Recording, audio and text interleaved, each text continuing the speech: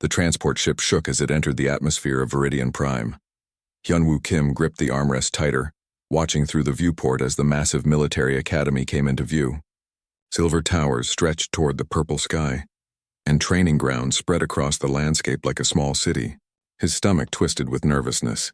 He was 24 years old and had left Earth 3 weeks ago. The journey through space still felt unreal to him. Back home, he had worked as an engineer, fixing broken equipment and solving technical problems. Life was predictable and safe, but something inside him wanted more. When the Galactic Coalition announced new recruitment opportunities, Hyunwoo surprised everyone, including himself, by signing up. Now, looking at the enormous academy below, he wondered if he had made a terrible mistake. The ship landed with a soft thud. The doors opened and Hyunwoo grabbed his single bag. He stepped onto the platform and immediately felt small. Very small. Other recruits were arriving too, but they were nothing like the people back on Earth. A Krillian walked past him, nearly 8 feet tall with thick, armor-like skin covering its body. Its 4 arms carried equipment that would have been heavy for 3 humans. Next came a Thoraxian, its 6 arms moving independently as it organized its belongings. A Valkyrie bounced past with incredible speed. Its movements almost too fast for Hyunwoo to follow. Hyunwoo felt like a child who had wandered into a gathering of giants. He followed the crowd toward the main building. Inside, the halls were wide and tall, built to accommodate the largest species in the coalition. Signs displayed text in dozens of languages. The air smelled different here, probably because of the various alien atmospheres being mixed and filtered. At the orientation hall, Hyunwoo found a seat near the back. He noticed a few other humans scattered around, but they were vastly outnumbered. Maybe 30 humans among 300 cadets. The person sitting next to him was human too. She had sharp eyes and short black hair. She glanced at him and nodded. Her name tag read Ji-won Park. Before Hyunwoo could introduce himself, a loud voice boomed through the hall. Everyone fell silent. Instructor Velthar walked onto the stage. The Krillian was massive, with thick chitinous plates covering his body like natural armor. His forearms moved with practiced precision, and his mandibles clicked as he spoke. Dozens of medals decorated his chest piece, proof of countless battles and years of service. "Welcome to the Galactic Coalition Military Academy," the instructor said. His voice was deep and powerful, easily filling the entire room. "You come from 47 different species. You have different strengths and different weaknesses, but here you will all learn to fight as one. You will learn to protect the coalition and maintain peace across the galaxy." Velthar began explaining the training program. Physical conditioning, weapons training, tactical studies, survival exercises. Each topic sounded more demanding than the last. The instructor spoke about the Academy's history, its success rate, and its high standards. Then Velthar said something that made Hyunwoo's heart sink. "Not everyone here will graduate. Some of you will discover that military service is not your path. Some species are naturally suited for support roles rather than combat positions. This is not shameful. The coalition needs soldiers, yes, but it also needs engineers, medics, logistics officers, and administrators." Hyunwoo noticed several alien cadets glancing toward the human section of the room. The looks were not hostile, but they were not encouraging either. They were assessing, measuring, and clearly finding humans lacking. After the orientation, Ji-won caught up with Hyunwoo in the hallway. She looked frustrated. "Did you see those looks?" she asked quietly. "They think we are going to fail." Hyunwoo nodded. He had seen them too. "Maybe they are right," he admitted. "Look at them. They are bigger, stronger, faster. Some have natural armor. Some have extra limbs. What do we have?" Ji-won frowned. "We have brains, do we not?" "So do they," Hyunwoo replied. "Probably better ones, considering they built spaceships before we did." They walked to their assigned dormitory in silence. The building was designed for mixed species, with rooms of different sizes. Hyunwoo and Ji-won ended up in the same corridor with other humans and some smaller alien species. The next morning, training began. The physical conditioning was brutal. What felt like a warm-up for the Krillians left the humans gasping for air. Hyunwoo pushed himself hard, but he could not keep pace with most of the other species. Even the Valkyrie, who were smaller and lighter, moved with such speed and agility that humans looked clumsy by comparison. In the afternoon, Velthar introduced close-quarters combat training. The instructor demonstrated basic stances and techniques using standardized training batons. These were not real weapons, just practice tools made of dense polymer. But they were heavy, designed to build strength. Velthar handed out the batons. When Hyunwoo received his, he almost dropped it. The grip was thick, sized for Krillian hands with their natural strength. For human hands, it was awkward and uncomfortable. He tried to hold it properly, but his fingers could not wrap around it correctly. Around him, other species handled their batons easily. A Krillian cadet named Thorin twirled his baton like it weighed nothing. He caught Hyunwoo struggling and smirked. "Having trouble, human?" Thorin asked loudly. "Maybe you should request smaller training equipment. Children's size, perhaps." Some of the other Krillian cadets laughed. Hyunwoo felt his face grow hot with embarrassment, but he said nothing. He gripped the baton tighter and tried to focus on the instructor's demonstration. Velthar showed them basic strikes and blocks. The movements looked simple when the instructor performed them, but when Hyunwoo tried to copy them, everything felt wrong. His arms ached from the weight. His grip kept slipping. The baton felt more like a burden than a weapon. By the end of the day, Hyunwoo was exhausted and discouraged. He sat in the common area with Jiwon and 2 other human cadets. Everyone looked tired and worried. "I heard 3 humans already transferred to support roles," one of the cadets said quietly. They decided after just one day that combat training was not for them. Jiwon clenched her fists. "I am not giving up," she said firmly. "I did not come all the way to Viridian Prime just to quit." Hyunwoo admired her determination, but doubt gnawed at him. What if trying their hardest was not enough? What if humans simply were not built for military combat? Every other species here seemed to have natural advantages. Strength, speed, armor, extra limbs, enhanced senses. What did humans have? That question kept him awake that night. He lay in his bunk staring at the ceiling. Through the wall, he could hear Krillian cadets talking and laughing, their voices strong and confident. They did not doubt themselves. They knew they belonged here. Hyunwoo closed his eyes and tried to sleep, but sleep did not come easily. Tomorrow would bring more training, more struggles, and more reminders that humans were the weakest species in the academy. He did not know it yet, but in 3 weeks, everything would change. In 3 weeks, Instructor Velthar would ask him to demonstrate something simple. And in that moment, Hyunwoo would show the entire academy what it really meant to be human. But tonight, he was just another struggling recruit, wondering if he had made the biggest mistake of his life. 3 weeks passed like a slow nightmare.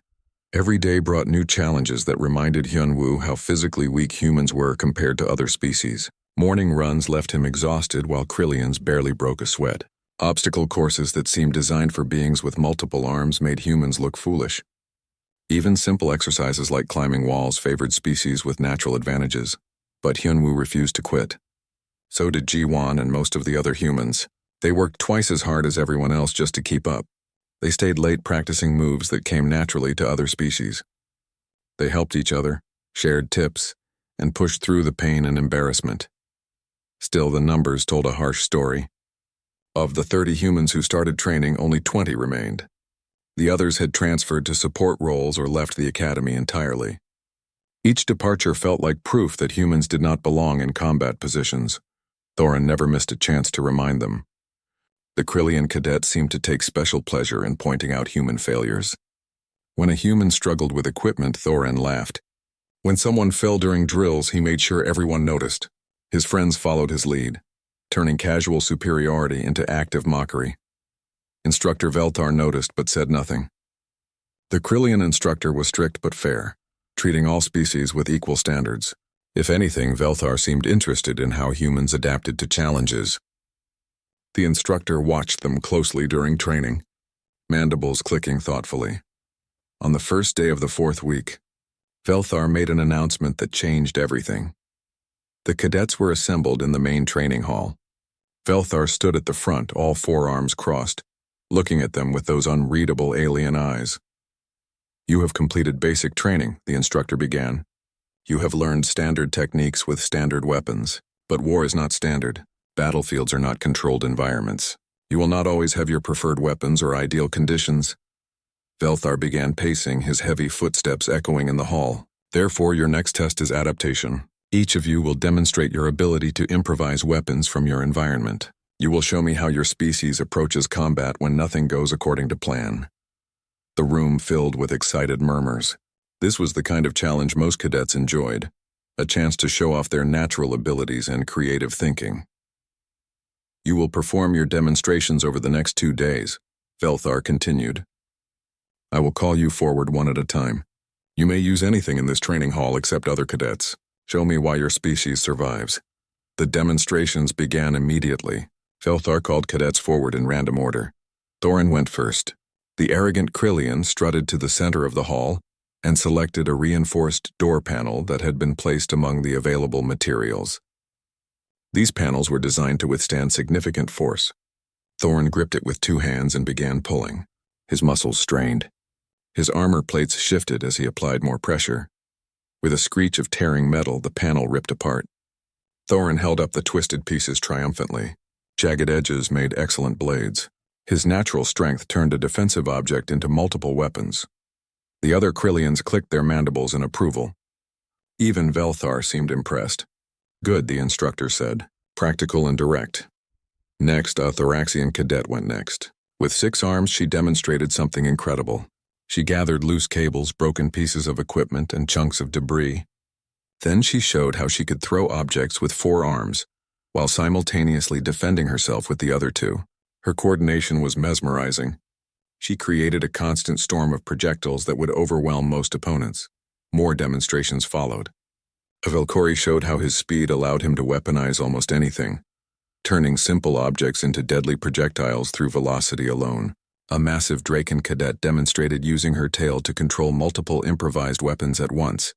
Each demonstration showcased natural advantages: strength, speed, extra limbs, enhanced reflexes. The pattern was clear and discouraging for the humans watching. Jiwan leaned close to Hyunwoo and whispered, "What are we supposed to do? We cannot tear apart metal. We do not have 6 arms. We are not fast enough to turn speed into a weapon." Hyunwoo did not have an answer. He watched the demonstrations with growing dread. When would humans be called? What could they possibly show that would not look pathetic compared to these displays of natural superiority? The first day of demonstrations ended. No humans had been called yet. That night, the human cadets gathered in their common area. The mood was grim. Maybe we should be creative, someone suggested. Use tools or something? Everyone uses tools, another replied. That is not unique to humans. And they will use tools better because they are stronger. The discussion went in circles. Nothing seemed like a good idea. Everything humans could do, other species could do better. Hyunwoo went to bed feeling hopeless. Tomorrow humans would be called. Tomorrow everyone would see definitive proof that humans did not belong in combat roles. The second day began. More demonstrations from various species, each impressive in its own way. Then after lunch, Velthar called out a name that made Hyunwoo's stomach drop. Cadet Kim, you are next. Hyunwoo stood on shaking legs. He walked to the center of the training hall.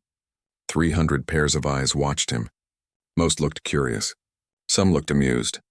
A few looked pitying. Velthar gestured around the hall. The space had been cleared of most equipment now. Only basic maintenance items remained: mops, brooms, cleaning supplies. Spare parts, nothing that looked remotely like a weapon. Demonstrate human, the instructor said. Show me how your species adapts. Behind Velthar, Thorin whispered something to his friends. They laughed quietly. Hyunwoo heard the words janitor and cleaning duty. Hyunwoo looked around the hall. His mind raced. What could he do? He could not tear metal.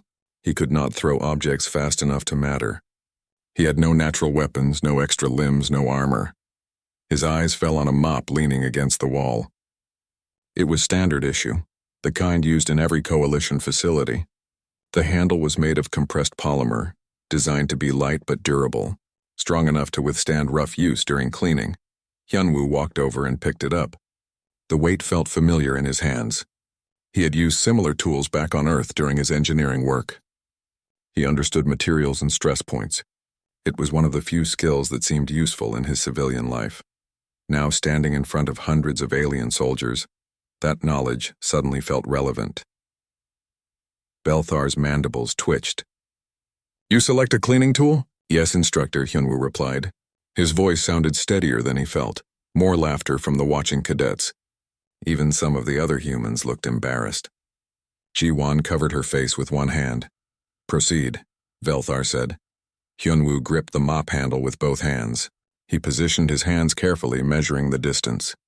He thought about the polymer composition, the stress vectors, the weak points in the material structure. Then, without announcing his intention, he brought the handle down sharply across his raised knee. Crack! The sound echoed through the suddenly silent hall. The mop handle snapped cleanly in two, the break so perfect it looked intentional. Hyunwoo held up both pieces. Each half was now a baton, shorter and easier to handle. Each had a jagged, pointed end that could stab or hook. One cleaning tool had become two weapons. The silence stretched. Nobody laughed now.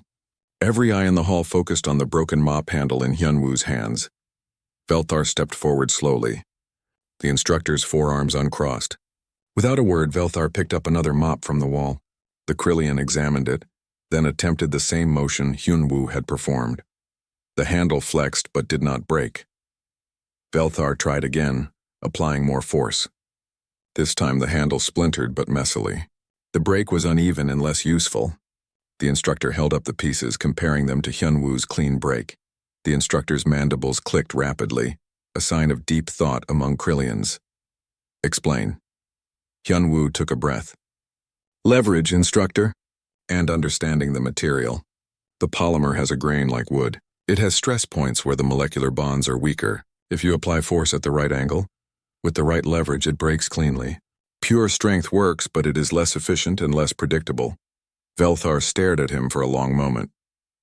Then the instructor said something that surprised everyone in the hall, including Hyunwoo himself. "Continue your demonstration, Cadet Kim. Show me what else humans can do with broken cleaning equipment." Hyunwoo held the two broken pieces of mop handle, one in each hand. His heart pounded. 300 cadets watched him in complete silence. Even Thorin had stopped smirking. Instructor Velthar waited, all forearms crossed again. The Krillian's expression was unreadable, but those alien eyes watched every movement with intense focus. Hyunwoo swallowed his nervousness and began. "These two pieces give me options," he said, holding up the broken handles. "One longer cleaning tool is now two weapons. I can use them separately or together. The jagged ends are sharp enough to pierce weak points in armor. The length is better for human grip than the full handle was." He demonstrated a basic stance, holding one piece forward defensively while keeping the other back for striking. Then he switched to dual wielding, showing quick alternating strikes. The movements were not fancy, but they were efficient. "If I need range," Hyunwoo continued, "I can throw one piece while keeping the other for close defense." He mimed the throw, demonstrating how to maintain balance and readiness even after releasing a weapon. It was basic combat theory, but the fact that he had created throwable weapons from a cleaning tool seemed to fascinate his audience. "What else?" Velthar asked. The instructor's voice held genuine curiosity now. Hyunwoo thought quickly.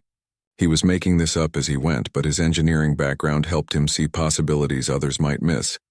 "The pointed ends can hook an opponent's limbs or weapon," he said.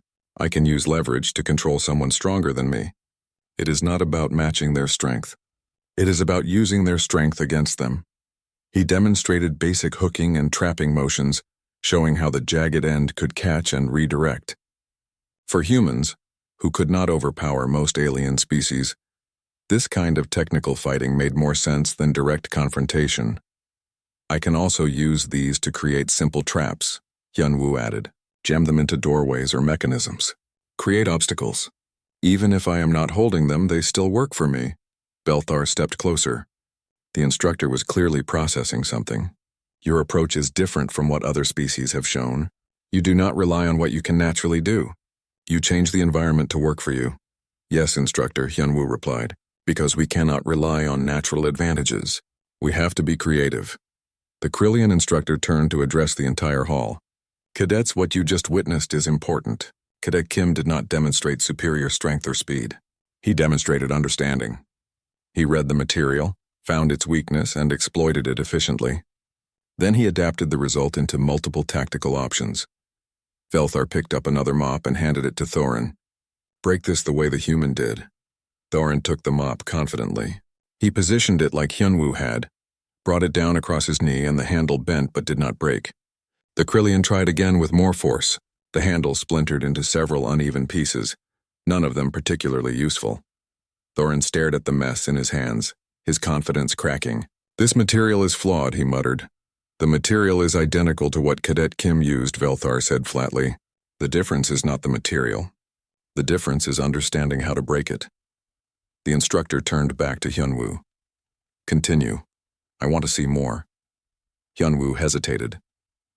He had already shown everything he had planned, but Velthar wanted more, so he had to think of something else quickly. He looked around the training hall. There were other maintenance items, cables, cleaning cloths, a bucket, spray bottles. None of it looked like weapons, but his mind started connecting possibilities. "May I use other items, Instructor?" "Yes. Show me what humans see when they look at ordinary objects." Hyunwoo walked to the maintenance area and gathered a few items. A coil of cable, a cleaning cloth, the bucket. He brought them back to the center of the hall. "Cables can bind or trip opponents," he explained, uncoiling the cable. "They can be used to create barriers or traps. In a building, I could string these across doorways in the dark. An enemy would not see them until too late." He demonstrated basic snare techniques, showing how to create loops and tension points. The cadets watched with growing interest. These were tactics none of them had considered. "The cloth can block vision or be used for misdirection," he continued, holding up the cleaning rag. "If I soak it in cleaning solution and throw it at someone's face, it becomes a chemical irritant. Even if it does not hurt them, it creates confusion and gives me time to act." Jiwon watched from the crowd with wide eyes. She had never seen Hyunwoo like this. The quiet, uncertain human who struggled with combat training was now teaching tactical improvisation to 300 alien soldiers. "The bucket," Hyunwoo said, holding up the simple container, "can carry water or cleaning chemicals. Both are useful. Water on the floor creates slipping hazards. Chemicals in the eyes disable opponents. The bucket itself can be thrown or used as a helmet in emergency situations." He demonstrated how to swing the bucket by its handle, turning it into a crude flail. It was not elegant, but it would work. Velthar walked around Hyunwoo slowly, examining the improvised weapons and tools. "You see weapons everywhere. Objects that other species view as having single purposes, you view as having multiple potential uses." "Yes, Instructor. Humans have always been tool users. We do not have natural weapons, so we make them. We do not have natural armor, so we create it.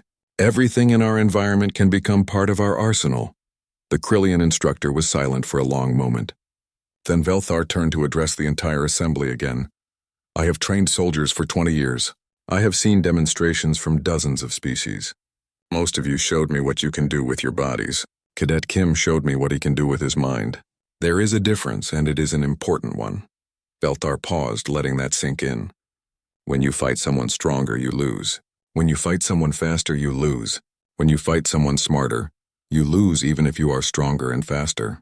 Cadet Kim cannot beat most of you in direct combat, but in an environment where he can prepare, where he can think and adapt, he becomes dangerous." The instructor looked directly at Hyunwoo. "Dismissed, Cadet Kim. Excellent work." Hyunwoo returned to his place in the crowd. His legs felt weak from the adrenaline. Jiwon grabbed his arm and squeezed it, her eyes shining with pride. Around them, other humans sat straighter. Something had shifted in the room. Demonstrations continued, but the mood had changed. When the next human was called forward, nobody laughed. The cadet showed how to use a broken chair as multiple weapons, and Velthar praised the creative thinking. Another human demonstrated setting simple traps with office supplies. The techniques were basic but effective. Even the alien cadets started thinking differently. A Velkori tried combining speed with improvised tools instead of just using speed alone. A Thoraxian showed how her 6 arms could work with environmental weapons instead of just being the weapons themselves. The demonstration exercise ended that evening. As cadets filed out of the training hall, Velthar called out one more name. "Cadet Kim, report to my office." Hyunwoo's stomach dropped. Had he done something wrong? Was breaking the mop handle against regulations? Jiwon gave him an encouraging pat on the back. "You will be fine. You were amazing." Hyunwoo walked to the instructor's office with nervous steps. He knocked on the door. "Enter," came Velthar's deep voice. Inside, the office was larger than Hyunwoo expected, designed to accommodate Krillian size. Weapons decorated the walls alongside medals and commendations. A holographic display showed tactical diagrams. Velthar sat behind a desk that looked too small for the massive instructor. The Krillian gestured to a chair. Sit Hyunwoo sat trying to stay calm. Was he in trouble? Was he being removed from the program? The instructor studied him for a moment. Then Velthar activated the holographic display. Images appeared in the air between them. Historical footage from Earth.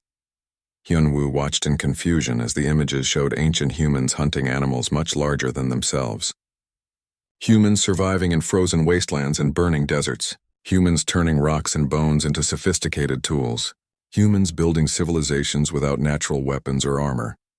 When humans first joined the coalition, Velthar began, there was debate. Should your species be classified as a warrior race? The answer was no, because you lack natural weapons and armor. You are physically weak by galactic standards. The instructor changed the display. New images appeared showing recent military operations. But the data tells a different story. In the 3 centuries since joining, humans have the highest survival rate in asymmetric warfare, not the highest kill counts. Not the fastest victories, the highest survival rate. Do you know what that means? Hyunwoo shook his head, mesmerized by the data flowing across the display. It means humans are very, very good at not dying, Velthar said, even in impossible situations, even when outnumbered or outgunned. Humans find ways to survive and win using whatever is available. Most species cannot do this. They rely on what they bring to the fight. Humans turn the fight itself into their weapon. The instructor leaned forward. I have a proposition for you, Cadet Kim.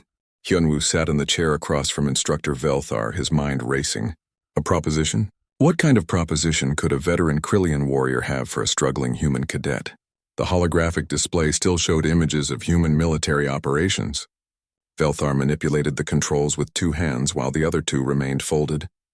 More data appeared, scrolling through statistics and mission reports. The coalition has a problem, Velthar said. We train every species using the same methods. Standard tactics, standard weapons, standard approaches. This works well for most situations, but it ignores something important. The instructor paused, looking directly at Hyunwoo. We are teaching humans to fight like Krillians. We are teaching them to rely on strength and direct confrontation. But that is not how humans evolved to survive, is it? Hyunwoo thought about his demonstration earlier. Breaking the mop handle had come naturally to him because he understood materials and leverage. Those were engineering skills, not combat skills. But in that moment, they had been the same thing. No, instructor, Hyunwoo replied. Humans survived by being clever, by using tools, by adapting to any environment, by working together to overcome things we could not beat individually. Exactly, Velthar said. The instructor changed the display again. This time it showed combat training footage from the academy.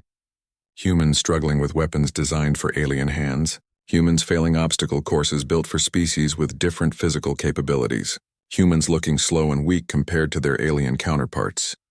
We are setting humans up to fail by making them compete in areas where they have natural disadvantages. Then we wonder why so many transfer to support roles. The problem is not the humans. The problem is our training approach. Hyunwoo felt a spark of hope. Was Velthar saying what he thought the instructor was saying? Your demonstration today showed something different. Velthar continued.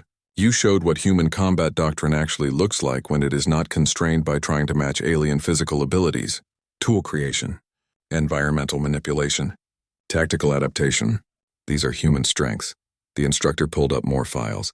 Here is my proposition. I want you to develop a training module specifically for human combat doctrine. You will have 2 weeks. At the end of those 2 weeks, you will present a comprehensive demonstration to the entire academy, including senior staff and the commandant. Hyunwoo felt his mouth go dry. Me, instructor, I am just a cadet. I have only been here 3 weeks. I barely know how to fight. You know how humans fight, Velthar corrected. That is what matters. You understand something that most military theorists in the coalition have missed. Weakness can be strength if you approach it correctly. The Krillian stood, walking to the wall where weapons hung. The instructor ran a hand along an ancient blade, one of many trophies from decades of service.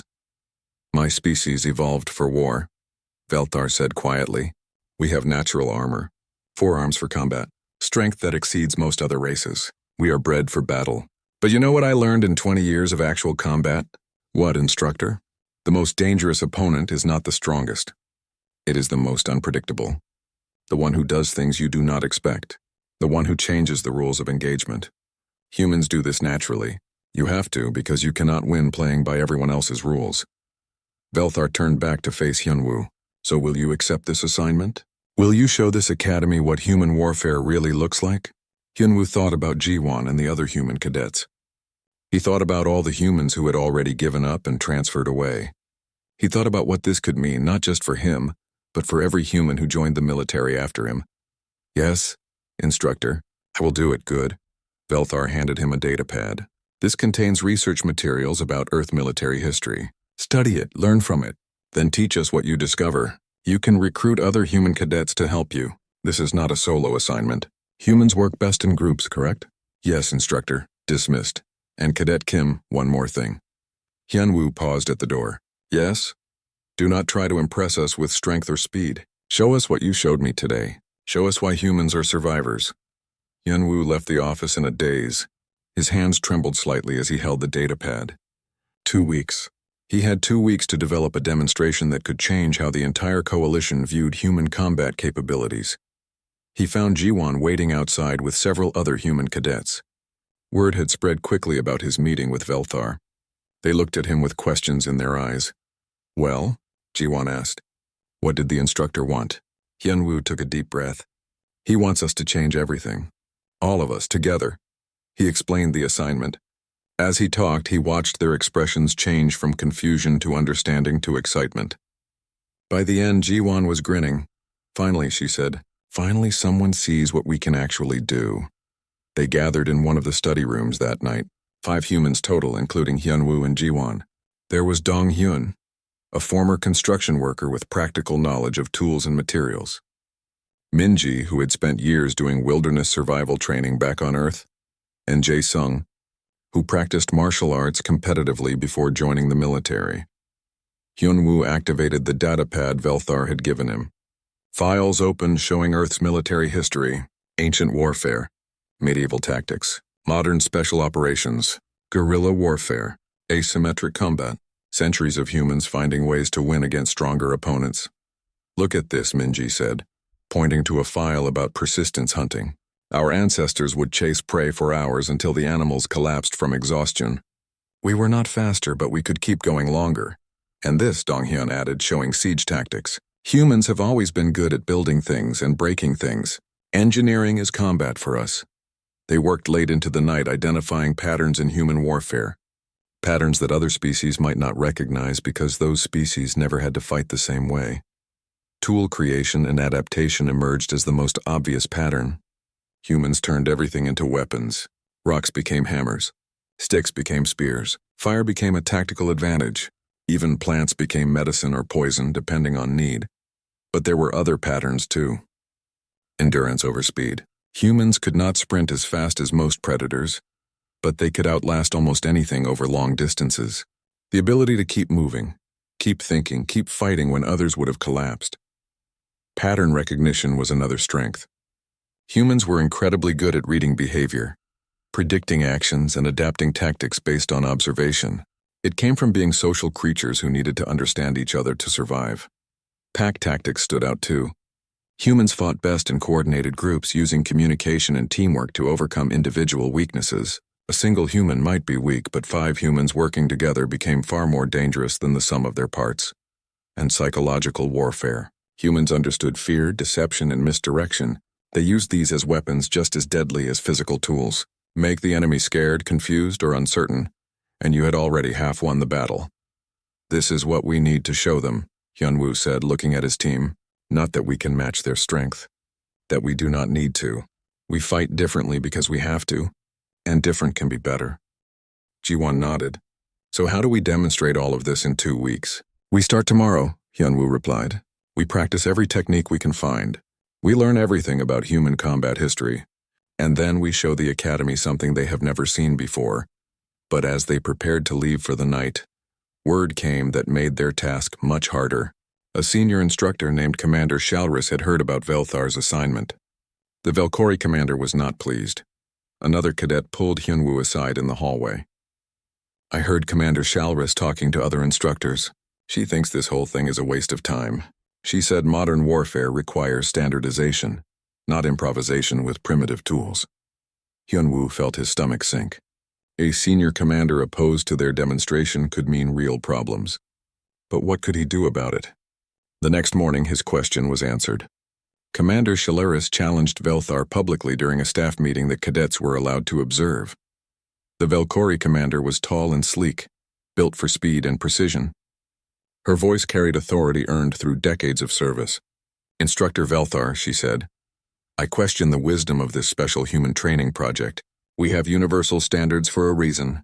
Creating species-specific doctrine undermines unit cohesion and introduces unnecessary complexity. Velthar remained calm.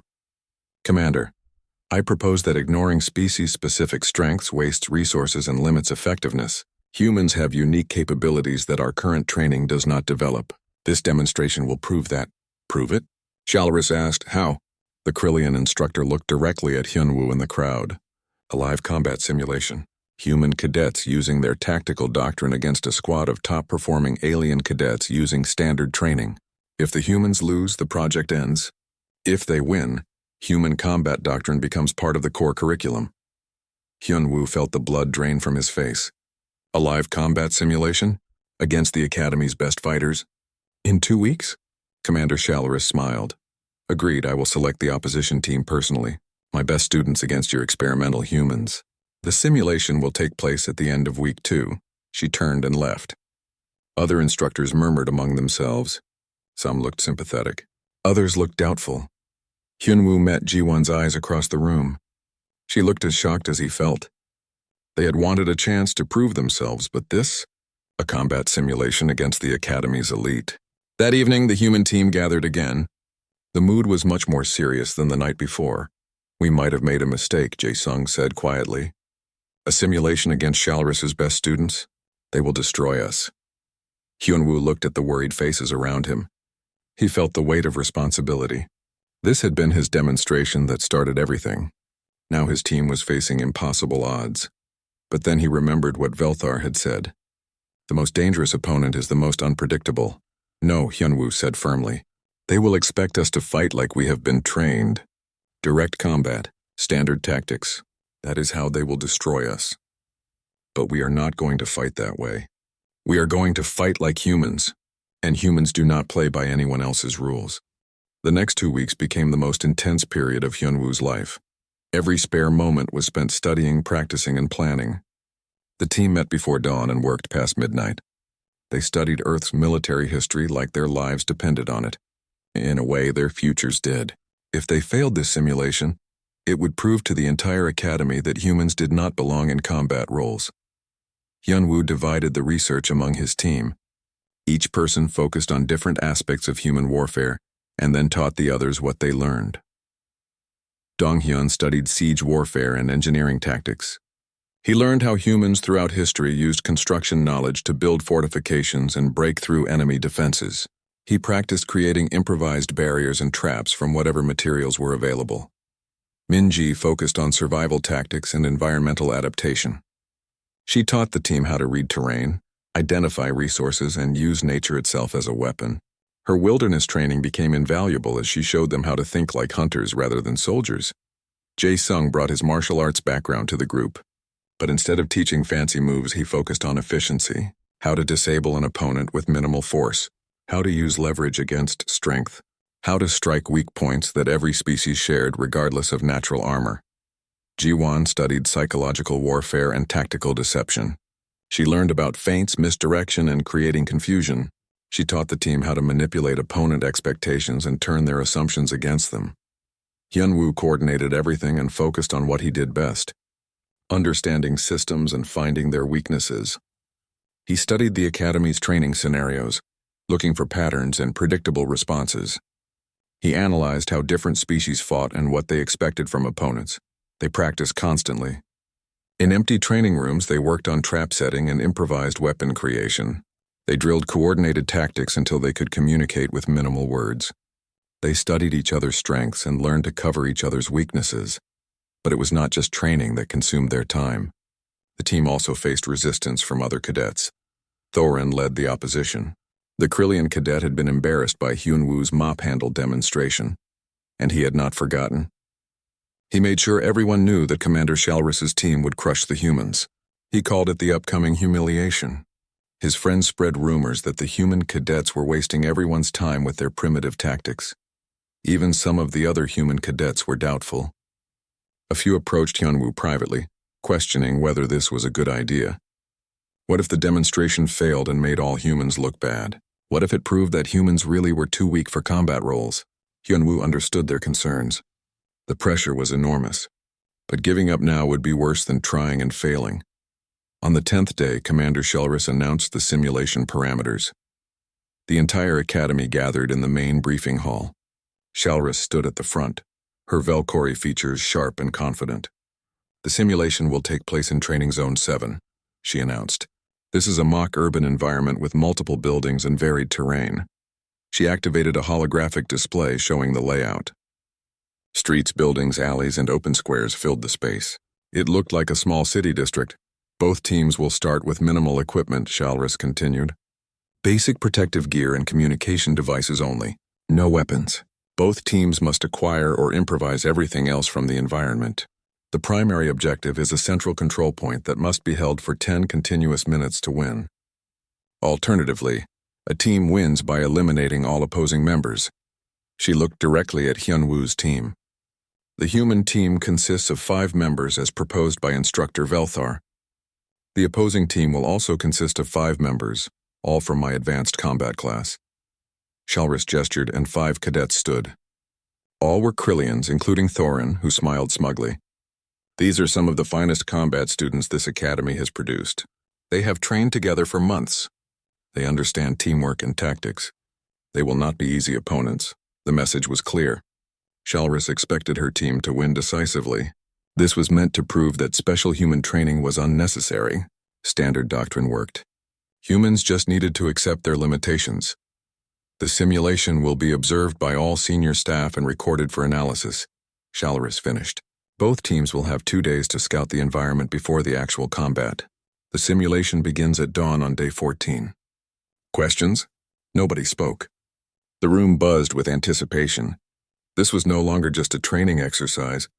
It had become a test case for how the coalition military viewed human capabilities. That afternoon, Hyunwoo's team visited Training Zone 7 for their first scouting session. Thorin's team was already there, examining the buildings and discussing aggressive tactics. The Krillians were confident, barely bothering to acknowledge the humans. The human team spread out quietly, each member examining different aspects of the environment. While the Krillians looked at sight lines and strong defensive positions, the humans looked at something else entirely. Hyunwoo examined the buildings themselves. Construction materials, weak points, access routes that were not obvious. He noted maintenance areas that might contain useful items. He looked at how buildings connected through alleys and back passages. Dong-hyun tested doors and windows, looking for ones that could be easily removed or repurposed. He examined structural elements that could be dismantled. He was not looking for places to hide. He was looking for building materials. Minji studied the terrain between buildings. She identified choke points where traps would be effective. She found areas with limited visibility. She memorized routes that allowed quick movement while staying out of sight. Jiwon analyzed the psychology of the space. Where would opponents expect combat to happen? What assumptions would they make about human movement? Where could the team create surprises? Jae-sung looked at the central objective point. It was a raised platform in an open square, clearly designed to favor defenders. Anyone holding it would have good sightlines in all directions. Taking it by direct assault would be difficult. Good, Jae-sung whispered to Hyunwoo. Let them have it. We do not need to take it early. The team regrouped that evening to share observations. They spread out hand-drawn maps and notes across their study room table. They will rush the objective immediately, Hyunwoo predicted. Krillian tactical doctrine favors controlling key positions early. Thorin's team will take the platform and defend it. They will expect us to try and take it from them. So we do not, Jiwon said. We disappear instead. Let them wonder where we are and what we are doing. Make them nervous, and while they wait, Minji added, we prepare the environment. Traps, weapons, advantages. We turn the entire zone into our territory. They will eventually come looking for us, Donghyun noted. They cannot win by just sitting on the objective. They need to eliminate us too. Exactly, Hyunwoo said. And when they come looking, we will be ready. We will fight on our terms, not theirs. The team developed their strategy over the next 2 days. They identified specific buildings to use as staging areas. They planned trap locations and escape routes. They practiced coordinating without voice communication, using simple hand signals and predetermined actions. Most importantly, they studied how to break things quickly and efficiently. Furniture into clubs and spears, cables into snares, doors into shields or barricades. Every object in that training zone had multiple potential uses, and they memorized all of them. On the night before the simulation, the team barely slept. They reviewed plans one final time. They checked and rechecked their understanding of the terrain. They reminded each other of their individual roles. Hyunwoo lay in his bunk staring at the ceiling. Tomorrow would determine everything. Success meant proving that humans belonged in combat roles. Failure meant confirming everyone's doubts about human weakness. He thought about his journey to this point. 3 weeks ago, he had been a struggling cadet who could barely handle the training weapons. Now he was leading a team into combat simulation against the Academy's best fighters. His communicator chimed softly. A message from Ji-won appeared. "Cannot sleep either?" It read. Hyunwoo smiled and replied. Nervous? Her response came quickly. Excited. We are going to show them something incredible tomorrow. Her confidence helped settle his nerves. She was right. They had trained hard. They had a solid plan. They understood their strengths and were not trying to be something they were not. They were going to fight like humans, and that would have to be enough. Dawn came too quickly. The team assembled at the entrance to Training Zone 7. They wore basic protective gear and communication headsets. Nothing else. Just as the rules required. Across from them, Thorin's Krillian team stood ready. They looked confident and powerful. Their natural armor gleamed in the morning light. 4 arms per fighter meant twice the combat capability. They were trained, coordinated, and certain of victory. The observation area filled with Academy staff and cadets. Commander Shalris stood at the main control panel. Instructor Velthar was there too, mandibles clicking thoughtfully. The Academy Commandant had arrived to witness the demonstration personally. This simulation will test combat adaptation and tactical thinking, Shalris announced to both teams. Remember your objectives. Hold the central point for 10 minutes or eliminate the opposing team. No lethal force will be allowed. Your protective gear will register hits and determine eliminations. Are both teams ready? Ready? Thorin called out confidently. Ready, Hyunwoo replied quietly.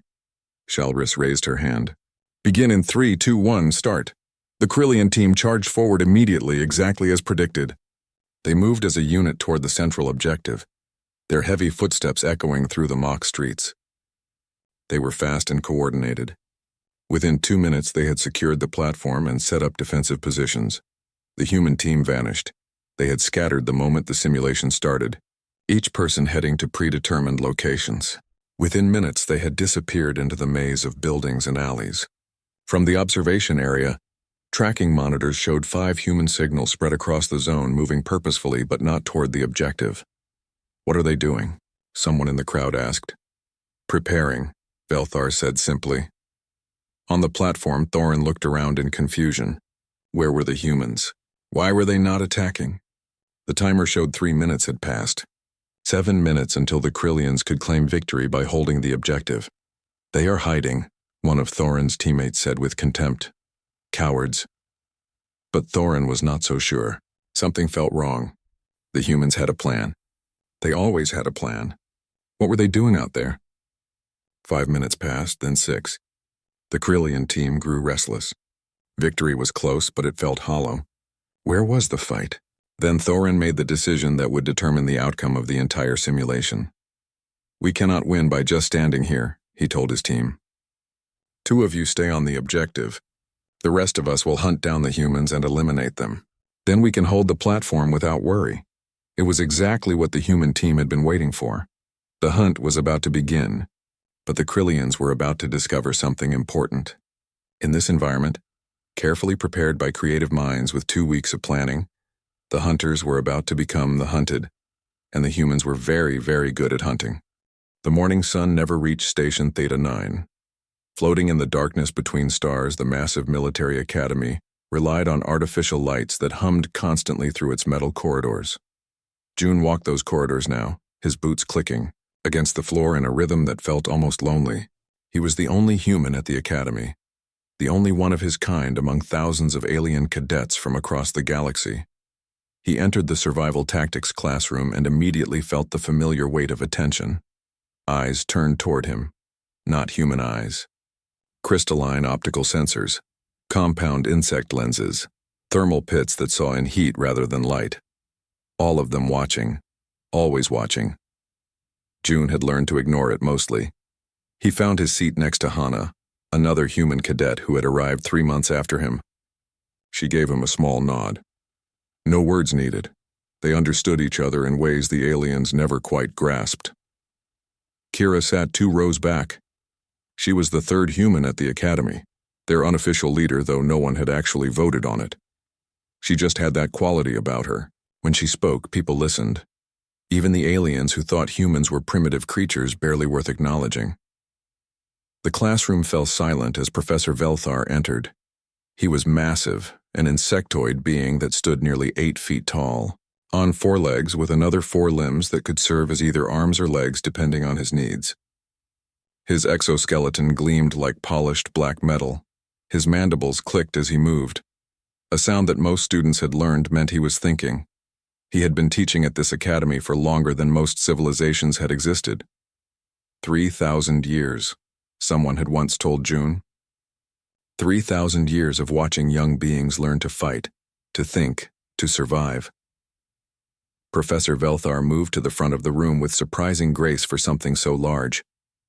His compound eyes swept across the class, seeing everything, missing nothing. "Your final project," he began, his voice a strange mixture of clicks and words that the translator implants turned into something understandable. "We'll test everything you have learned this semester.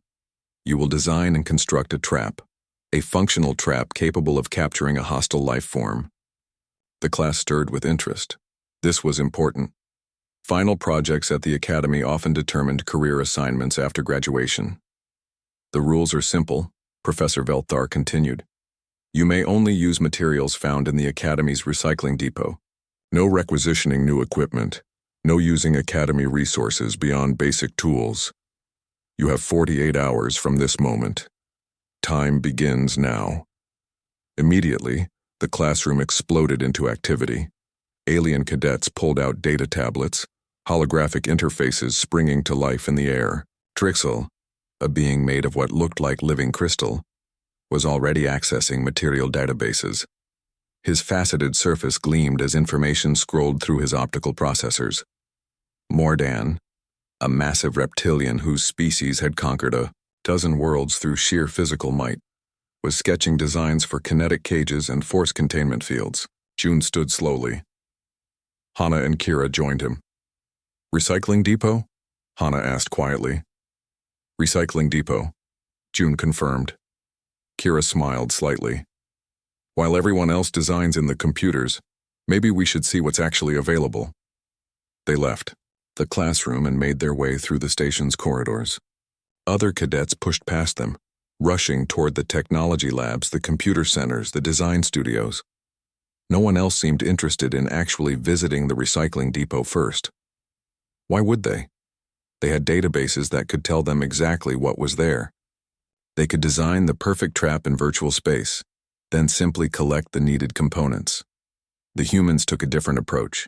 They wanted to see, to touch, to understand what they were working with before making any plans. The recycling depot was exactly what it sounded like. A massive warehouse space filled with the discarded remnants of academy life. Broken equipment lined the walls in sorted categories: metal scraps, plastic components, electronic waste that had failed or become obsolete, glass fragments, composite materials.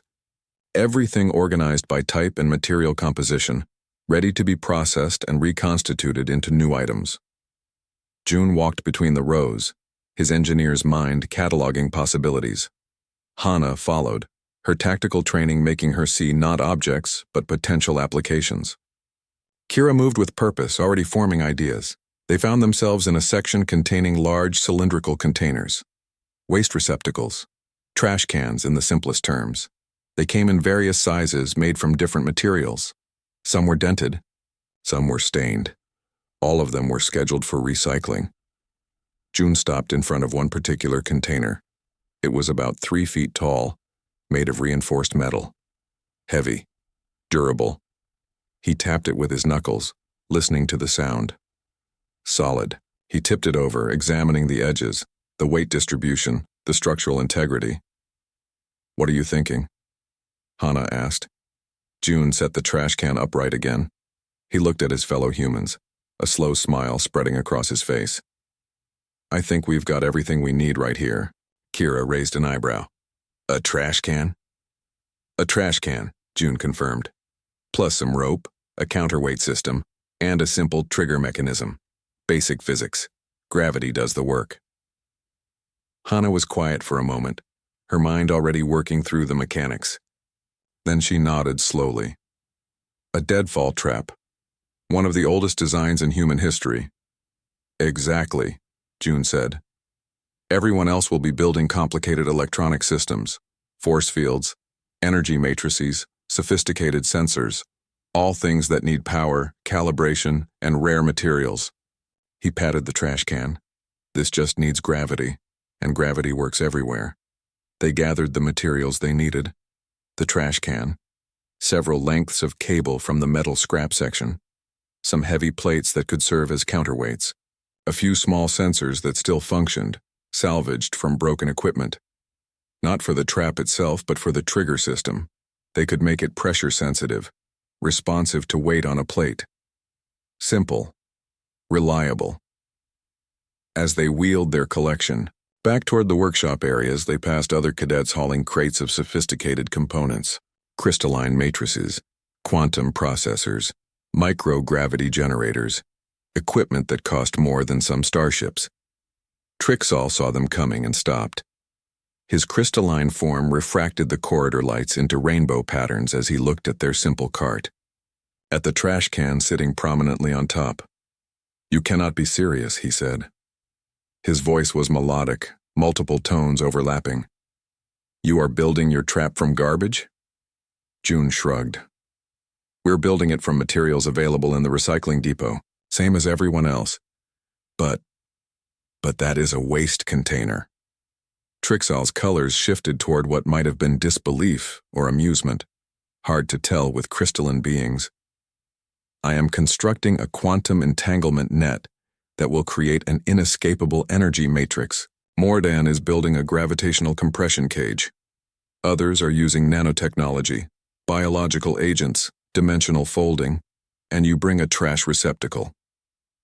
Kira stepped forward. Her voice was calm, unbothered by the mockery. "We bring a solution that works. That's all the assignment requires." Trixall made a sound like wind chimes in a storm. Laughter, probably. "You will fail. Humans always think their primitive methods can compete with advanced civilizations. You cannot. We evolved beyond mechanical simplicity millennia ago."